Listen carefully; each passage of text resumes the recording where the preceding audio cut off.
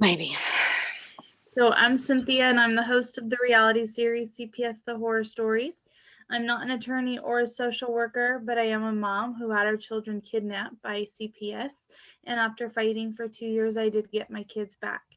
Now I have this platform to allow parents to come on here and share their story and their truths on the corruption of Child Protective Services. Would you like to introduce yourself? Hi, my name is Lacy Lewis.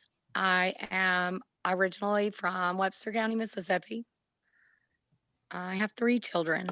My oldest is 18, and I have 2 babies, Eliana Grace and Melania Jane, who were kidnapped by CPS.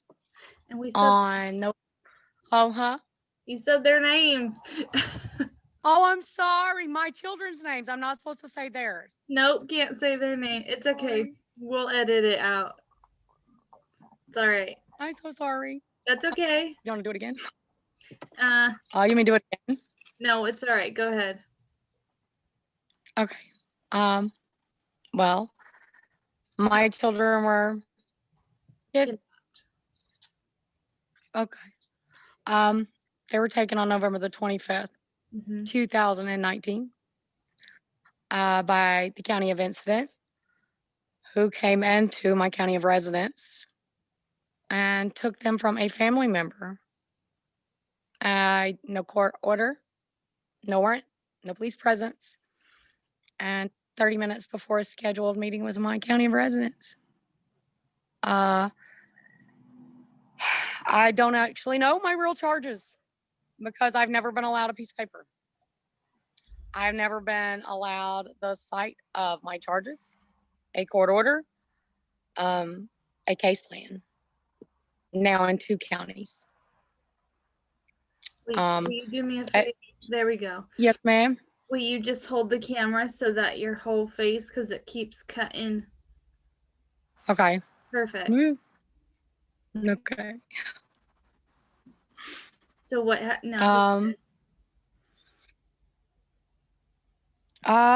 Well, it took me until February to prove that I did have a home in Kentucky.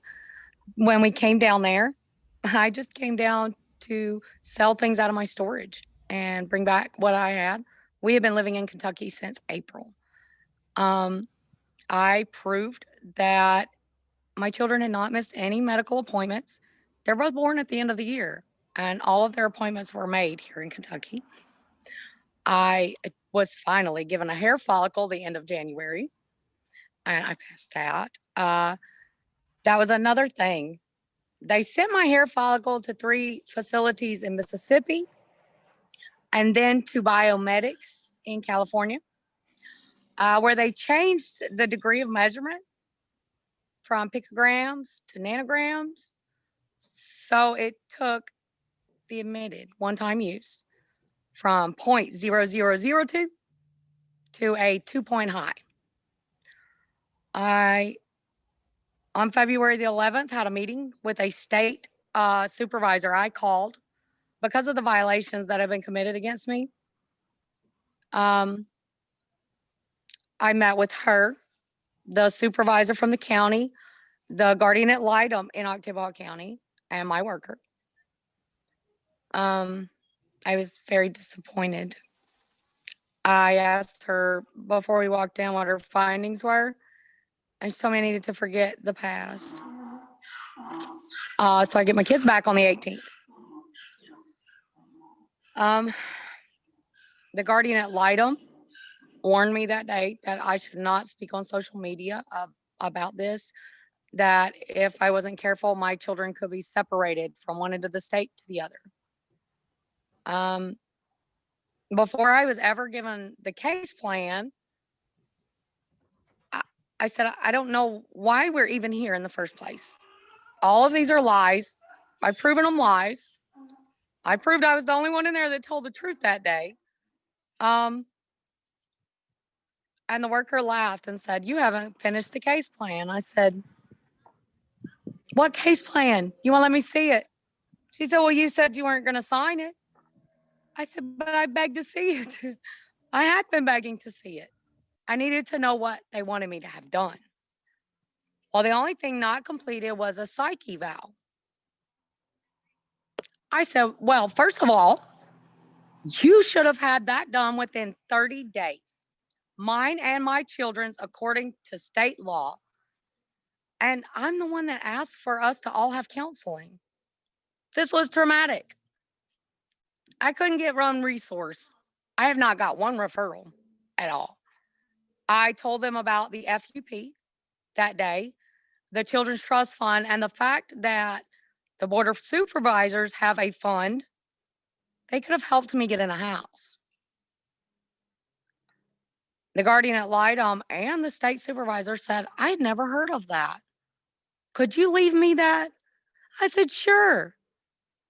I'm shocked you haven't heard of it. It's been in there since 1989, 1991. But anyway, I never got a referral for anything. And when I went to court on the 18th, I was sure I would have my children back. I had a full-time job, a 3-bedroom home.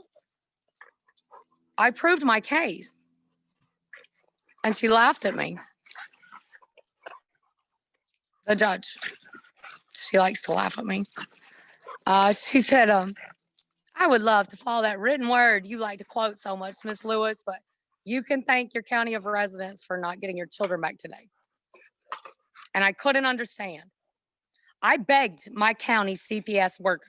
I know the supervisor, right? They've been harassing me for 4 years. I begged her to take my case and she wouldn't. We don't want any part of this. I had a broke foot and I hobbled into a law office in my county the next day to find out who pressed the charges, because if CPS didn't press the charges, then who did? Right? Why were they stalling my reunification? A friend worked in that law office and she called the prosecutor for me on speakerphone. And he said, before you take her on as a client, you should know a few things about her. He said unspeakable things about me. Unspeakable things. And said he was going to ensure that those children were not raised by someone like me. You know, I was homeless. I lived in my truck. My boyfriend beat on me. And not only was I on drugs, but I shot it. I shot that poison in my veins, is what he said. I was disgusted, heartbroken. He pressed those charges the day after that meeting. He pressed those charges 24 hours after that meeting on February the 11th, when they knew they had to give me my kids back. They had been hiding the kids from me at that point.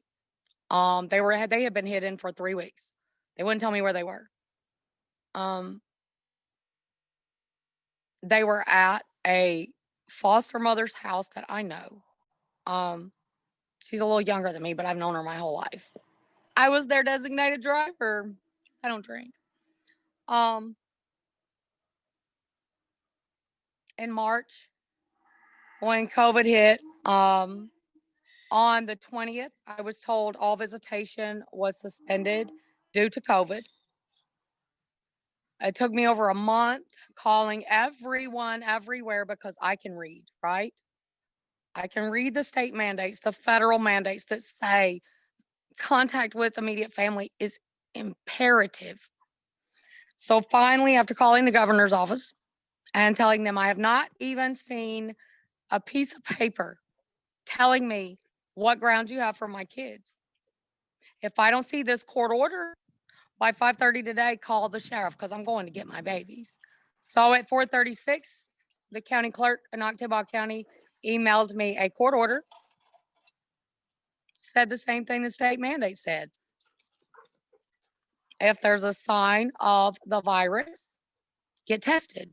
But it's imperative that the children have visitation with their families. After 6 weeks, Webster County kept continuing my case. I didn't have my first hearing from February the 12th when he pressed those charges until May the 14th. On May the 14th, I not only proved my case, I proved that those women were lying, and I proved the conspiracy to do this. When he made his ruling, he said it was clear to him that I had mental instability issues and should not be allowed alone in a room with my children. I don't know where he got the mental instability from because I hold up better, I dress better, and I speak better than most people in those courtrooms. I didn't even shed a tear until he made that ruling. And I couldn't understand it because I proved my case. Until later on that evening, when my sister started sending out messages to people claiming I was a violent, paranoid schizophrenic. So from May the 14th until August the 5th, no hair follicle schedules, except the one that she tried. And I told her, I can't be back there. I had waited 3.5 weeks on this appointment with an attorney in Batesville.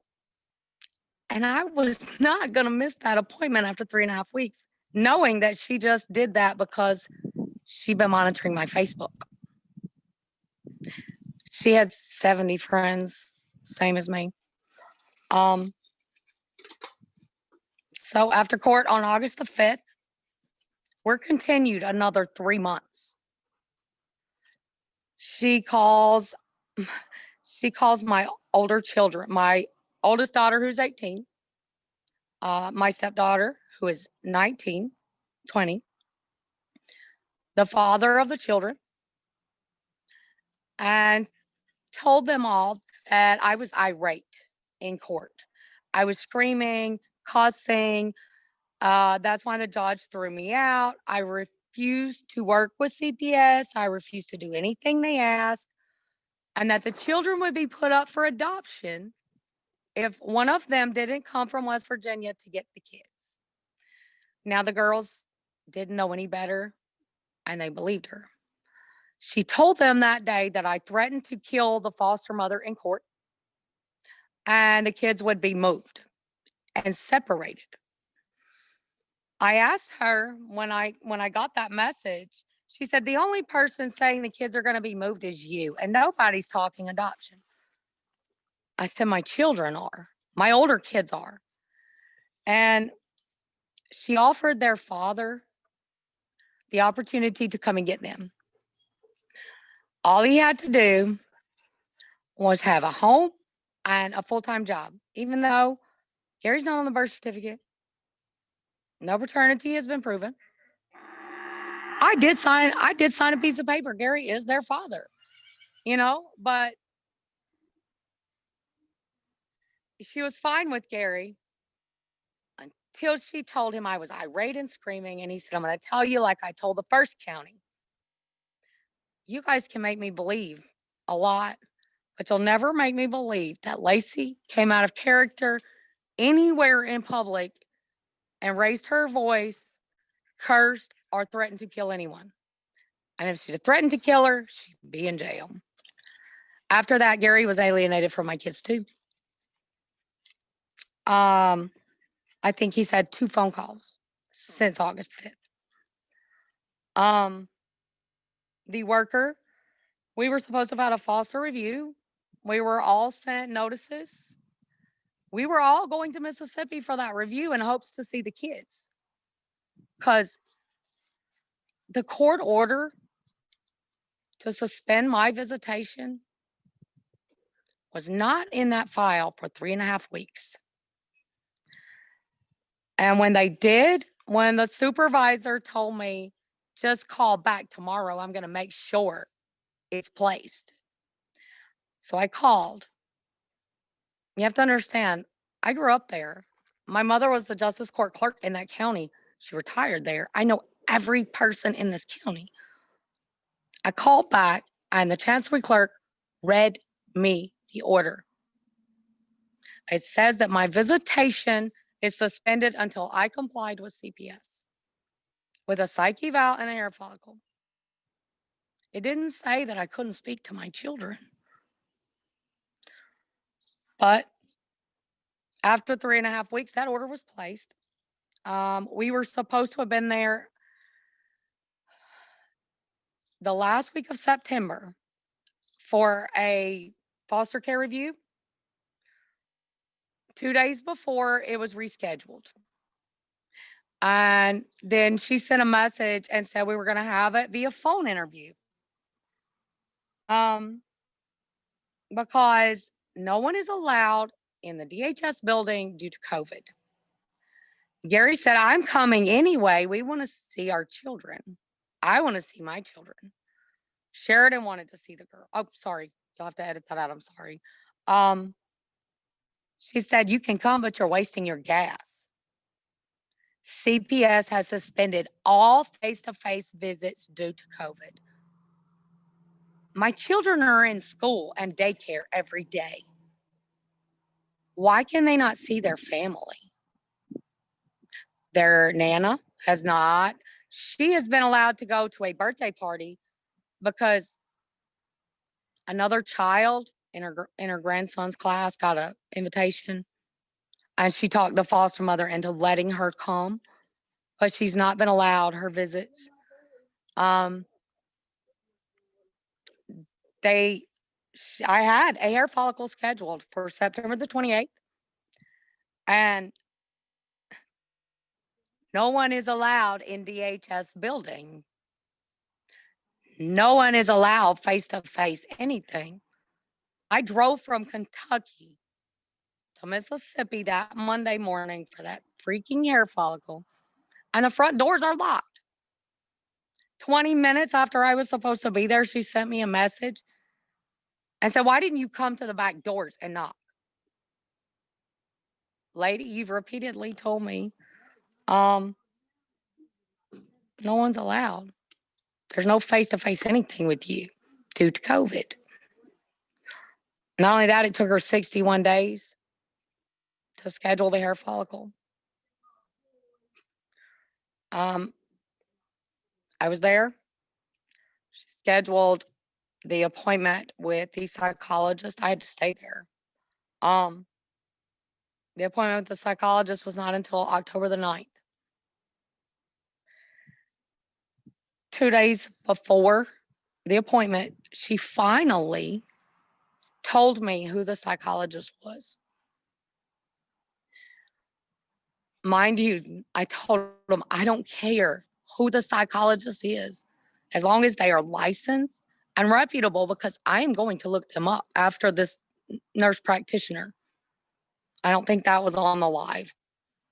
But the reason I hadn't had one yet is because they sent us to a nurse practitioner who's not accredited with the Better Business Bureau.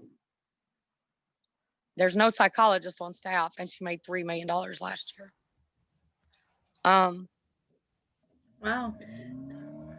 Yeah. And she diagnosed my child in 20 minutes and tried to force her on medication for hyperactive disorder. I said, no, she's not hyperactive.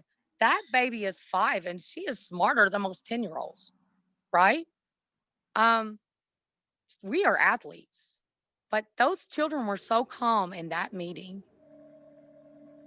The only issues they're having with my baby is she wants to come home. Right. The psychologist, when I looked him up, I sent a message to you guys this morning.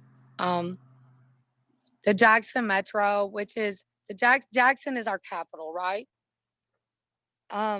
There's numerous articles on this man. He's labeled as the face of corruption in the state of Mississippi. I found where his business license has been revoked numerous times and reopened in another name. He changes his name, like first name, middle name, last name. Then he'll use just the first name or just the middle name or initials. Like, it baffled me. how this man still has a license, how he works for our state hospital. I sent you the message too where the worker said this visit won't be rescheduled.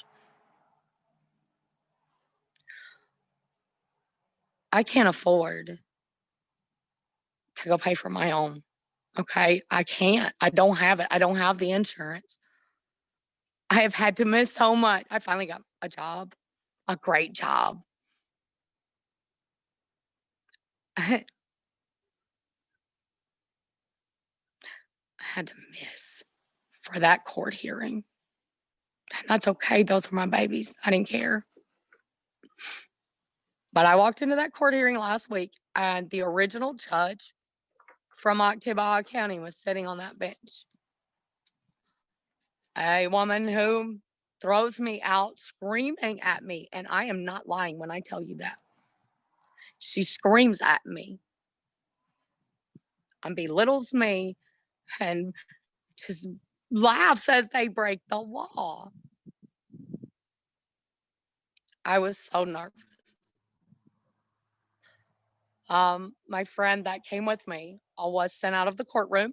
Of course, it's a closed courtroom, right? But there were 3 officers. I've known the sheriff and one of those officers my entire life. Thank God for the one man that was sitting beside me.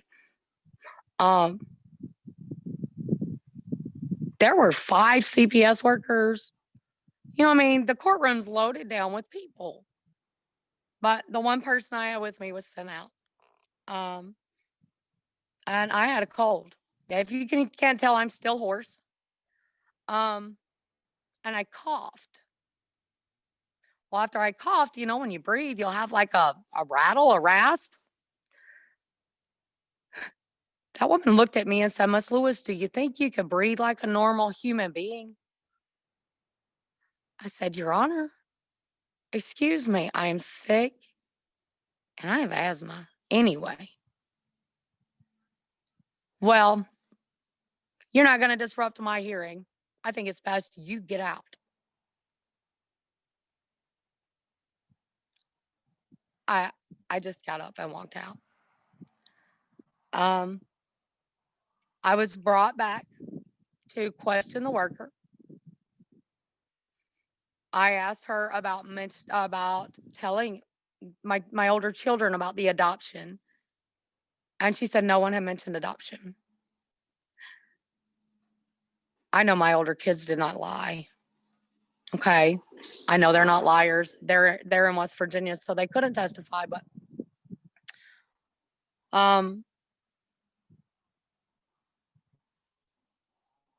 just anything I asked, the judge shut me down.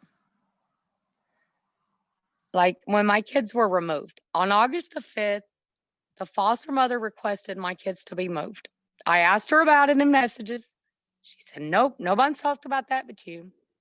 But yet she called my older children and told them.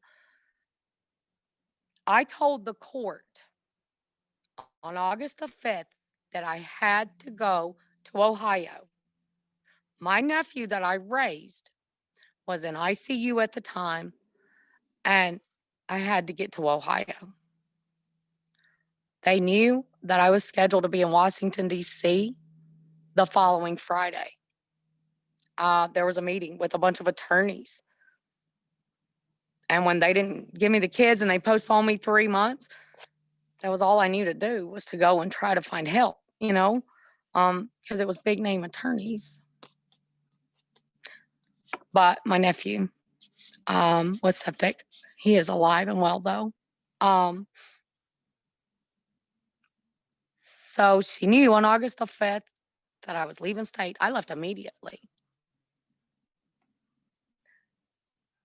She messaged me on the 10th and asked me if I could be in Webster County the next morning at 8 o'clock for a hair follicle.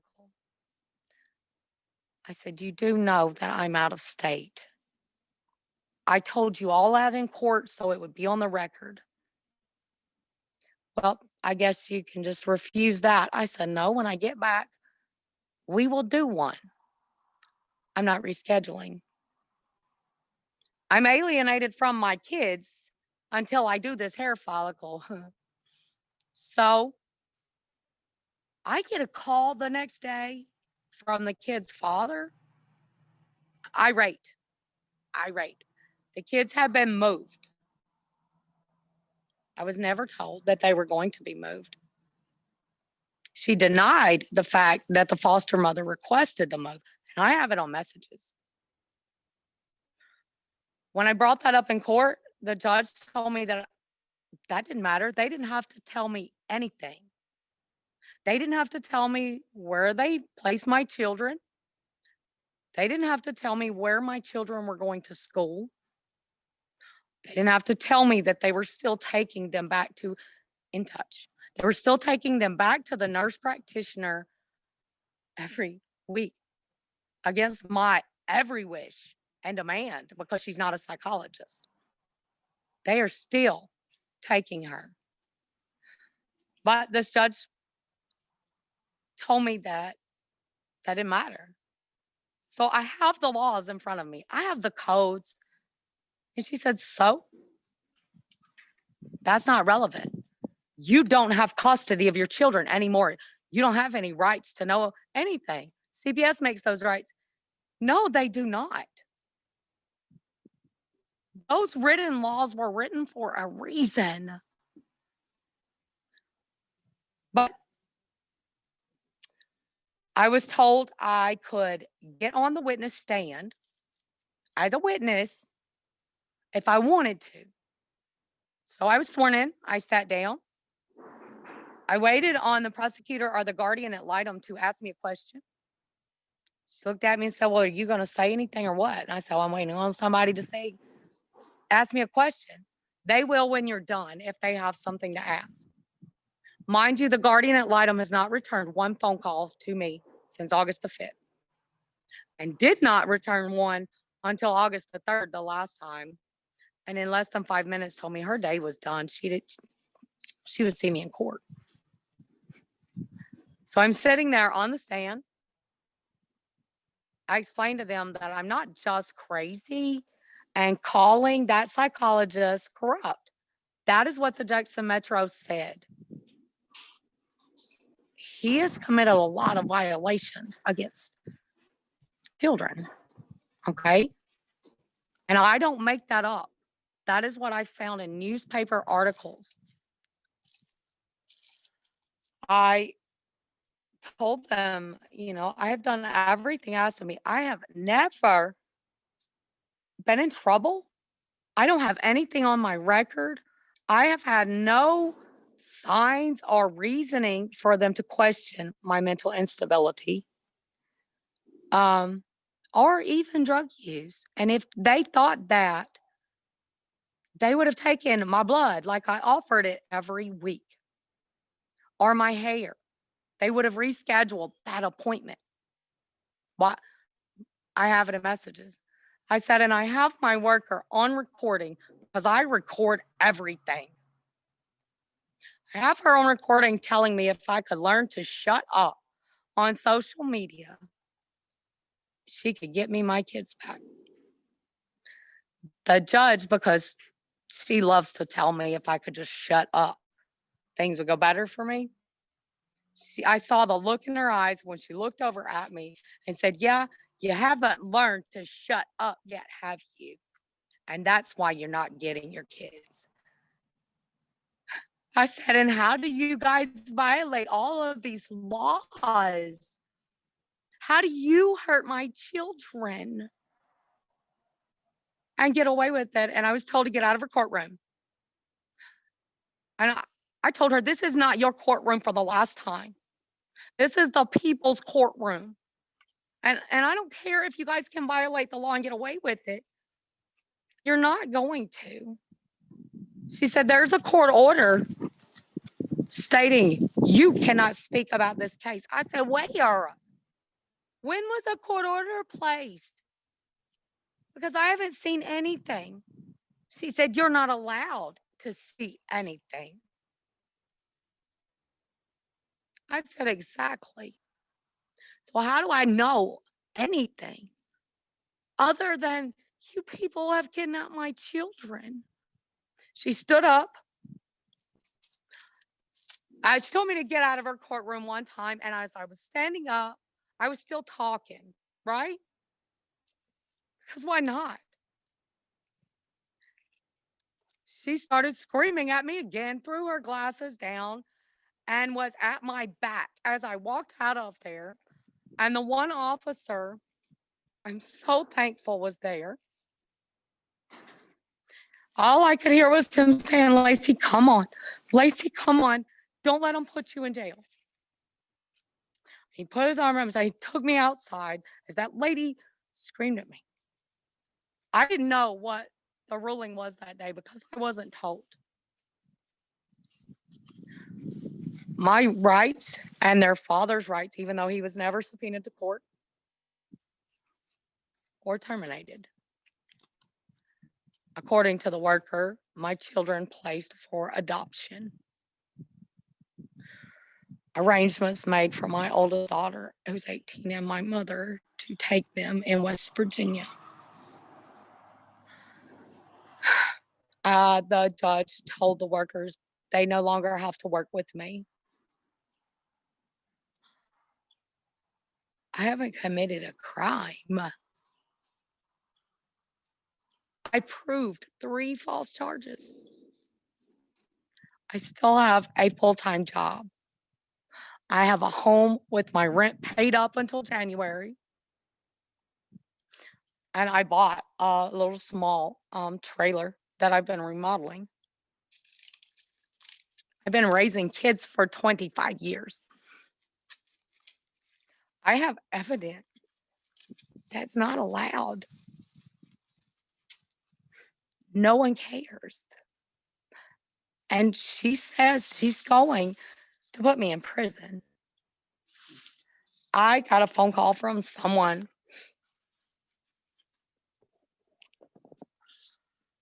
The foster mother, the current one. My kids were moved, right? I didn't know where they were for 3 weeks.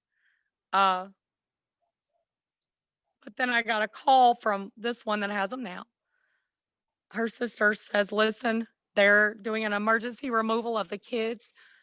They asked if we wanted them, but we're not going to take them unless you agree to it and you agree not to say our names on social media. I said, whatever you want.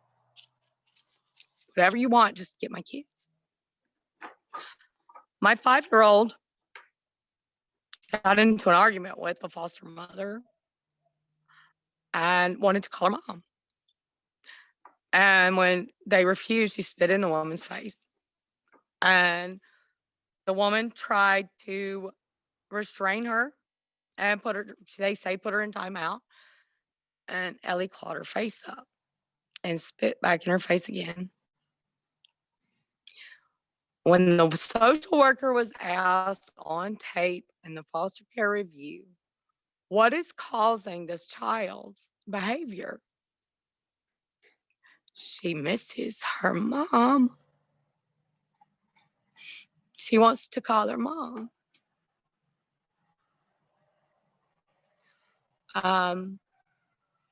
My children are in 2 separate schools. My 4-year-old is in pre-K in Webster County, where I grew up and I graduated. My 5-year-old is taken to kindergarten in Oktibbeha County, driven over 30 miles to a school named after my family, my Native American family. Because there used to be 3 schools in Oktibbeha County: Sudeth Elementary, Sudeth High School, and Alexander School for the Coloreds. I told them. And they didn't even tell me where my children were in school at until the last week of September on the foster care review. And she said, why do you want to know so bad? I said, because I have that right to know where my children are in school at. Why is Ellie driven over 30 miles to a different school when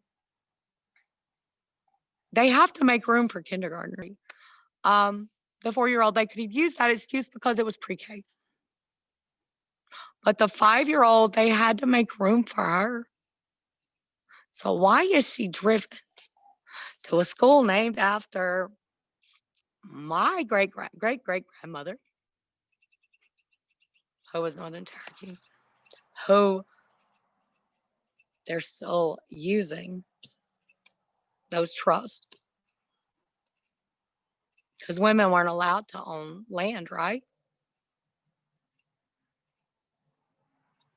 And, the craziest thing about it all is my 5-year-old shares a birthday with that woman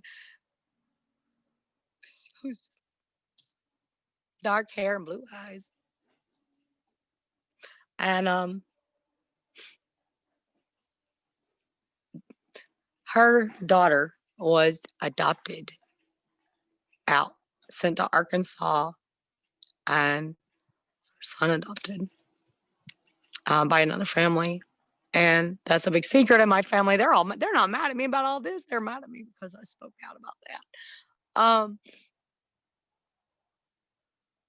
But Phoebe, Mississippi, had to have always been a reminder to her mother at what they did to her. And now they've stolen my children from me. And no one cares. No one cares that they're breaking the laws. I mean, and you have to understand where I am thankful that my mother's going to take my children and keep them off an adoption block.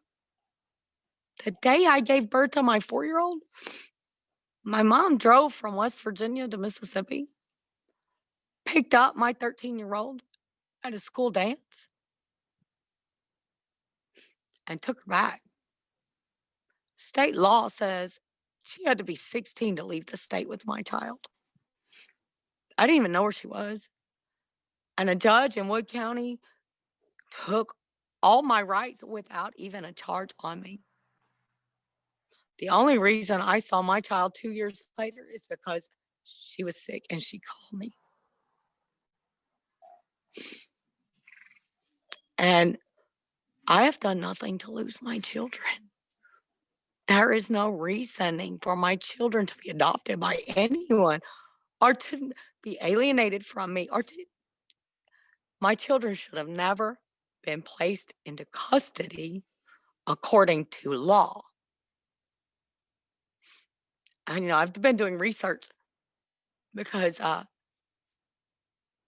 November the 6th made 1 year since I've been separated from my girls through manipulations and lies that I proved. So for this whole year, I didn't know what to do not being a mom, right? All I've known to do since I was 15 was be a mom when my sister dropped her kids off, I'm always been busy, before the little ones, it was sports because my kids are athletes. They're state champion athletes. I'm a coach. I'm a licensed coach. I have a side business as a caregiver. I take care of the elderly. I take care of children. I'm a health major. I've studied psychology since I was 15, trying to help the children. And I know what this is doing to mine. I see the looks in their eyes and the sadness. And I don't understand how our country can just say, well, it's your fault. Lacy, if you couldn't just, why couldn't you just do those simple things? I can't do what they're manipulating me not to be able to do. And it baffles me because no one should be above the law. Not one of us should be above the law. Our president is not above the law. So why do we even have those words written on that paper if CPS does what CPS wants to do? If the state can do what the state wants to do, then what's the point? I was raised in a courtroom. I was a geek who watched her father in Oktibbeha County go to jail unlawfully and be gone from me for 18 months before a Supreme Court had to overturn that. I was taught my rights. As a kid, I didn't idol musicians or movie stars, man. My dad took me to the Capitol because the lieutenant governor was family. Representative was family. I worked there in high school. And I know I've been a mom and I've been busy. But Jesus, if I didn't have the mental strength that I had, that judge would have killed me in December. I would have died.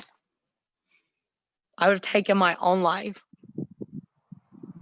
Because, at 37 years old, I don't have a degree. I don't have a set career. Look what you've done. All my family just believed these people because they are upstanding citizens. And then they tell me, well, Lacy, you can't call the corrupt. You may need them. Look, you need them now, and they're not going to help you. I ask quite often, are you guys trying to make me question my sense of reality in here? Because I know the ethics of a courtroom. I know the laws that govern those judges as far as ethics. You close our hearings to protect who? You say it's to protect our children. We cannot even see our charges. We cannot have any witness in the court with us. But we have to sit there with 10 of you laughing at us as you break the law. And now I'm going to go to jail for speaking about what happened to me in that courtroom. And you putting my kids up for adoption. You put me in jail because to go through another holiday season, another Christmas. I'm Santa, okay? Sorry, maybe no kids will watch that, but I love the holidays with kids. They said they questioned my 5-year-old's sense of reality. And that's why they won't let her come in the courtroom, because she begs. She has begged me to call the judge, Mom, it's my life too. And I begged for them to be able to speak with the judge privately. I don't care. Because my baby got something to say, she's going to say it. No. And when they questioned her sense of reality, I said, hold on a minute. Do you mean her imagination? When they're playing outside and they're looking for Bigfoot or they're building a fairy garden? Those things don't exist. I said, I know they don't exist, but to my children, a little bit longer as children is not a bad thing. We build fairy houses. And our fun times are taking our dogs out on trails and hunting Bigfoot. They haven't even seen their dogs since August the 2nd. And I thank God that my oldest was there. And I decided, okay, hey, since she's here, let's have a birthday party for them all. I took money I didn't have. I went and bought all the stuff I could buy. I called my friends, please come. I know it's short notice. You don't have to bring anything. I got a present for you. Just come. And I gave all my girls a necklace. And my 5-year-old was so scared that day. She said, Mama, I'm scared. I'm not going to see you again. And I live with that fear daily. I am in Kentucky. because I couldn't find work there first. Number two, I have eyewitnesses that a supervisor got me fired from the one job I did get with lies. And my life is threatened daily for exposing these people because they don't want nobody to know that it's coming out of their Social Security.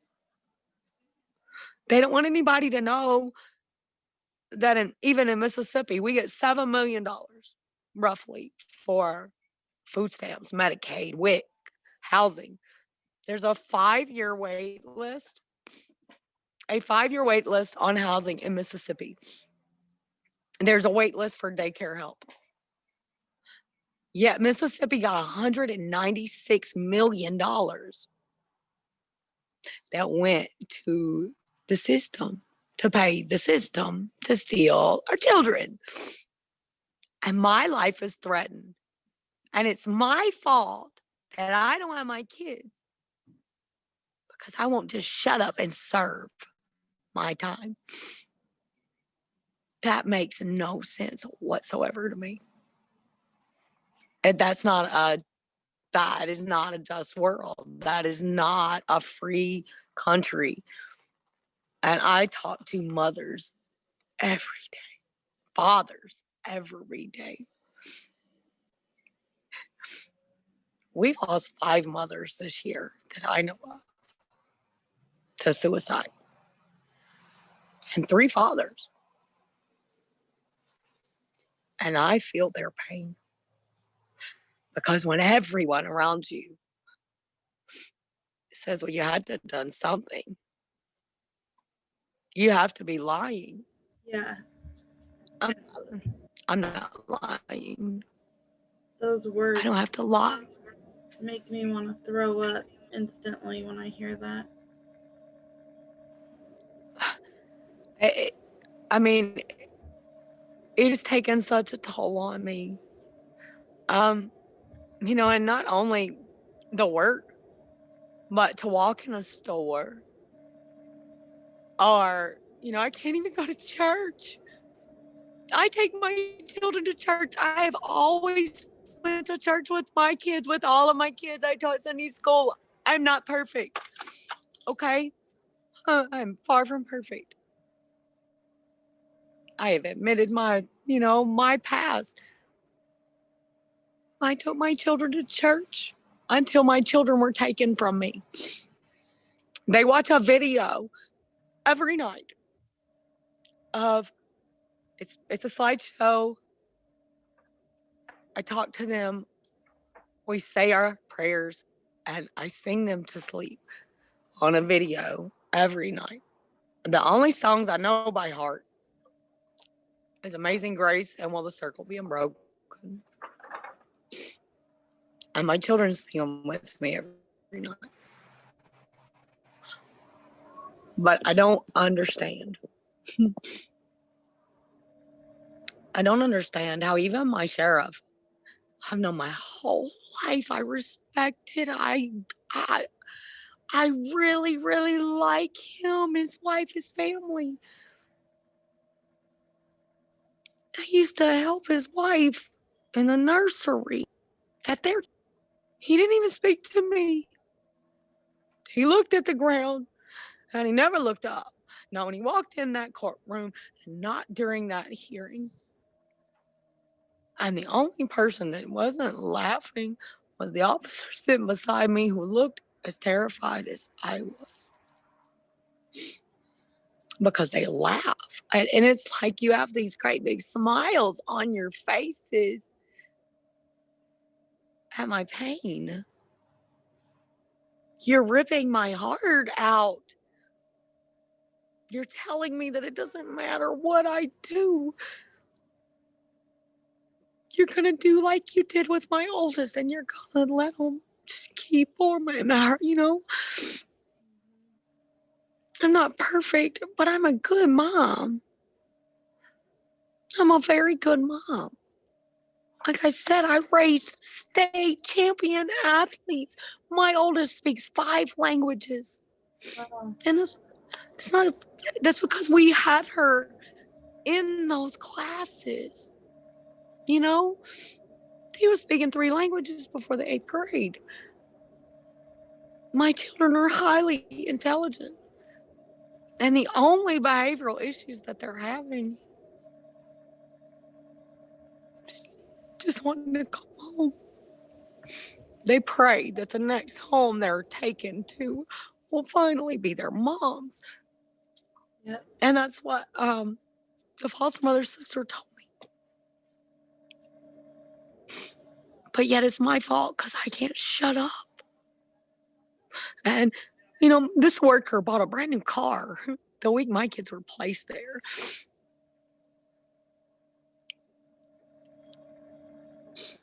And it just flew all over me because I see the incentives. I see the laws in 83 that gives the incentives. And nobody believes me, even though I hand them government proof. I have the government proof of this happening to my ancestors before CPS was ever even established,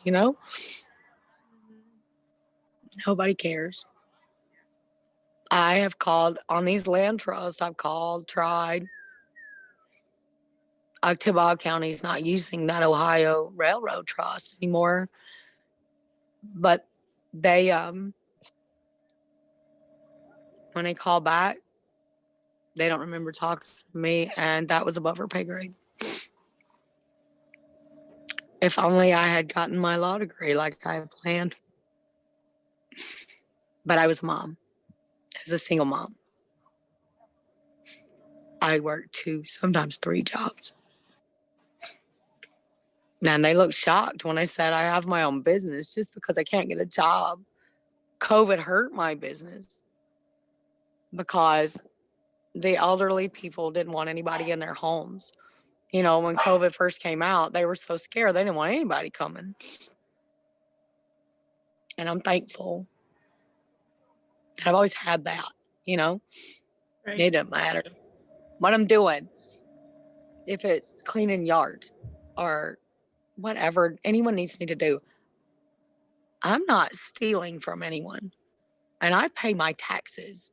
They're not even paying taxes on this money. My babies. The way they did this made Ottawa County $260,000 because of Ellie's diagnosis. They made Webster County $260,000 if they keep them until January. And then they're going to double it with the adoption. Not to mention, let's give West Virginia some money too, right?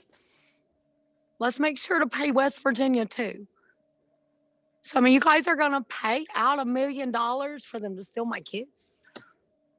We're paying it. I'm paying it. Each one of us, We're paying them to do this to us. And they don't even have to pay taxes. Think about it. The foster home my kids are in, there's 3 foster children, $900 a piece. That's what. Hush, Annie. Hush. Hush, Annie. 9 times 3.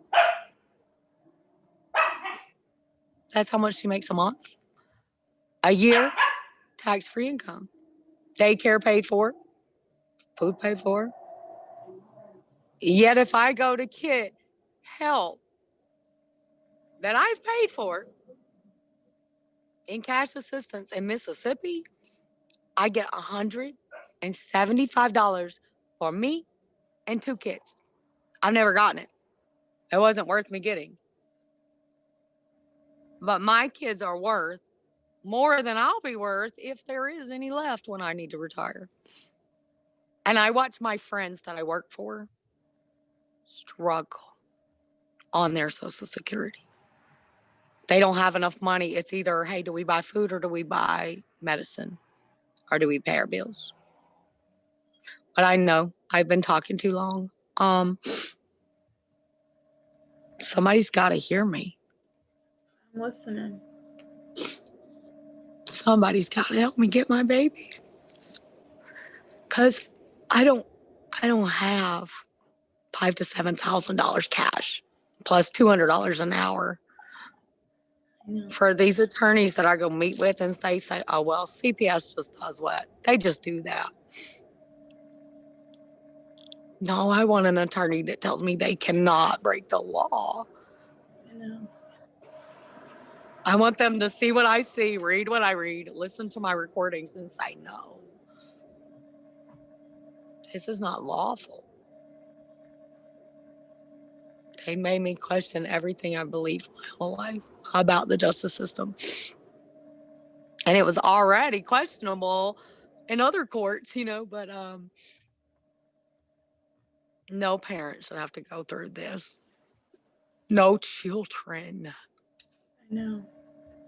They cannot even pronounce my children's names. They've never laid eyes on my children. They don't care about my babies. Just that money. And I, sue me. Lock me away. Because without them, you might as well. I'm lost. No. I make canes for my clients because I broke my foot and had to make one for myself. I learned I can draw after 37 years.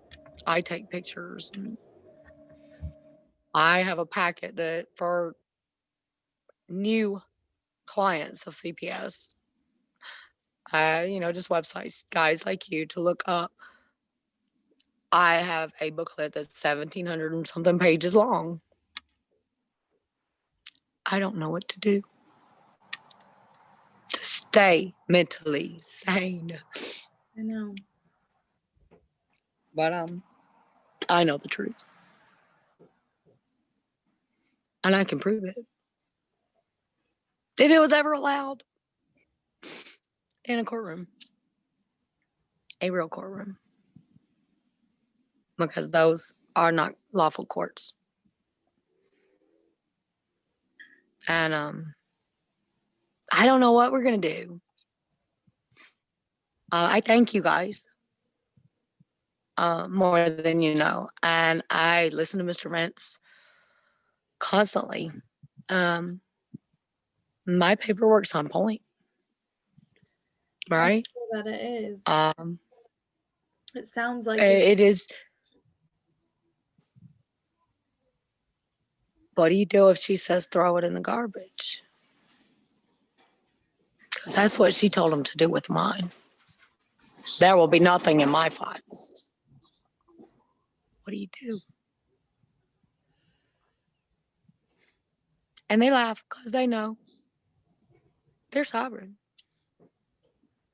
No one's going to stand up to them. No one's going to tell the truth. But I believe that I have had one person in every one of those hearings that will tell the truth when the time comes.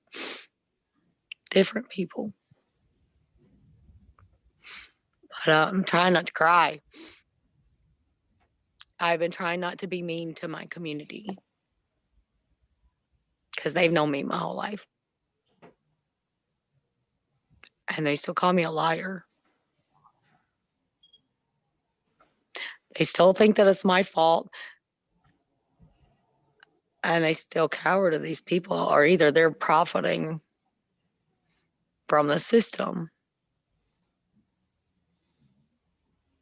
No form of slavery is acceptable. And our children are the last slaves that need to be freed. Mm-hmm. So, sorry. Thank you. I wish there was something I can do. I really feel like your story, though, is going to not only be heard, but you're going to help others out there. And that's why I speak out. You don't know how many moms. And they're like, you're so brave. And I'm thinking, no, I'm not.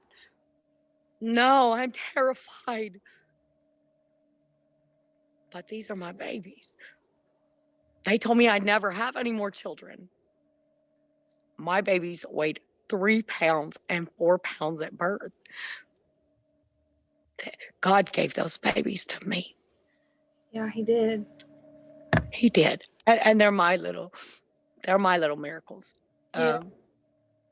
I stayed in a hospital for over 9 weeks, trapped to make sure my oldest, and she did. She came into this world 3 pounds, fighting, no oxygen.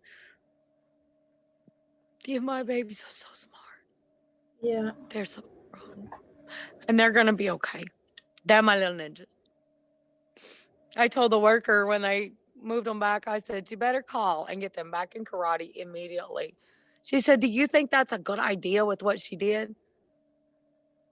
I said, you should make sure she learns how to control Yeah. her anger before she finds out it's you that's keeping her from her mama.